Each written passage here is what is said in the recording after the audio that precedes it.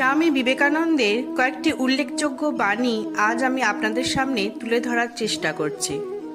স্বামীজি বলেছেন, অহংকার, আবেগ আর জেদ এই তিনই আত্মাকে আচ্ছন্ন করে রাখে। এই কথার মাধ্যমে তিনি বুঝিয়েছেন, জেদ যত বাড়ে আত্মজ্ঞান তত দূরে সরে যায়।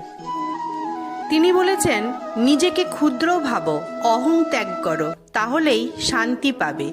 যে জেদ করে সে অনেক সময় নিজের ক্ষতি করে। জেদ নয়, যুক্তি দিয়ে সত্যকে গ্রহণ করো। ধৈর্য, সহিষ্ণুতা, ক্ষমাশীলতা এগুলো শক্তির লক্ষণ, জেদ নয়। তোমার হৃদয় যত বড় তুমি তত মহৎ। অসত্যের সঙ্গে কখনো আপোষ করো না।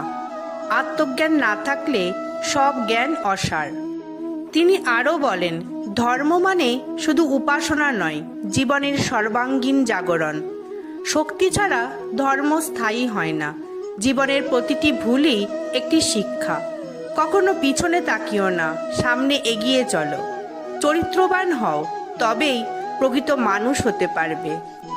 স্বামীজি বলেছেন, যে নিজে জাগে সেই অন্যকে জাগাতে পারে।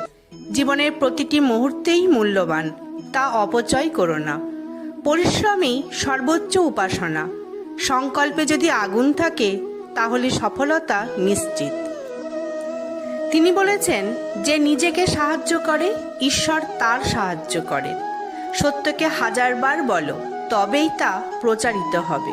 ভগবানকে পাওয়া যায় প্রেমের দ্বারা, প্রার্থনার দ্বারা। তুমি যদি নিজের ওপর বিশ্বাস রাখতে পারো তবে তুমি যা খুশি তাই করতে পারো। তিনি আরও বলেন, তোমার কাজের মধ্যেই তোমার ধর্ম। যার হৃদয়ে ভয় নেই সেই সত্যিকারের মুক্ত। যে নিজের ভাগ্য নিজে গড়ে নিতে পারে সাফল্য তারই। স্বার্থপরতা হলো আত্মার দাসত্ব। তুমি যদি চাও তবে পৃথিবী কাঁপাতে পারো। আমার ভিডিওটি আপনাদের কেমন লাগলো অবশ্যই একটি কমেন্ট করে জানাবেন, আর আমার চ্যানেলটিকে সাবস্ক্রাইব করবেন। ধন্যবাদ।